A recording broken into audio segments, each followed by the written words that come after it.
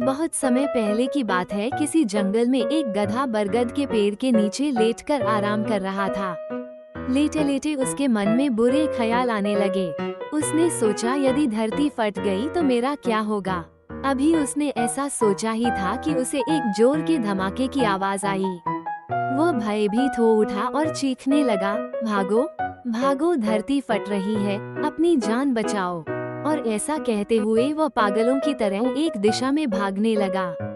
उसे इस कदर भागता देखते हुए एक अन्य गधे ने उससे पूछा, अरे क्या हुआ भाई, तुम इस तरह बदहवास भागे क्यों जा रहे हो? अरे तुम भी भागो, धरती फट रही है। ऐसा चीखते हुए वह भागता रहा। ये सुनकर दूसरा गधा भी डर गया और उसके साथ भागने लगा। अब तो वो दोनों एक साथ चिल्ला रहे थे, भागो भागो, धरती फट रही है, भागो भागो। देखते सैकड़ों गधे इस बात को दोहराते हुए उसी दिशा में भागने लगे। अन्य जानवर भी डर गए। धरती फटने की खबर जंगल में लगी आग की तरह फैलने लगी और जल्द ही सबको पता चल गया कि धरती फट रही है। चारों तरफ जानवरों की चीख पुकार मच गई। हल्ले को सुन अपनी गुफा में विश्राम कर रहा जंगल का राजा शेर बाहर निकला। उसे अपनी आंखों पर यकीन नहीं हुआ कि सारे जानवर एक ही दिशा में भागे जा रहे हैं।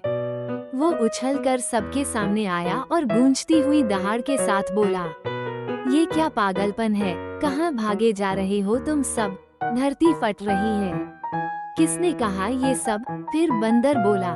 चीते ने कहा, मैंने तो ये पक्षियों से सुना था। और ऐसे करते करते पता चला कि ये बात सबसे पहले गधे ने बताई थी। गधे को महाराज के सामने बुलाया गया।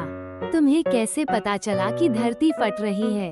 ममम, मैंने अपने कानों से धरती के फटने की आवाज सुनी महाराज।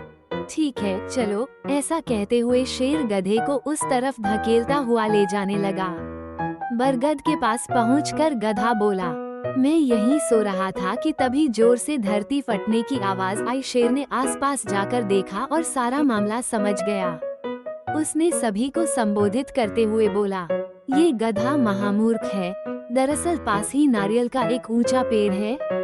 पत्थर सरकने से आस। शेर ने बोलना जारी रखा, पर क्या आपके पास भी अपना दिमाग नहीं है? अपने घर जाइए और आइमा से किसी अफवाह पर यकीन करने से पहले 10 बार सोचिएगा।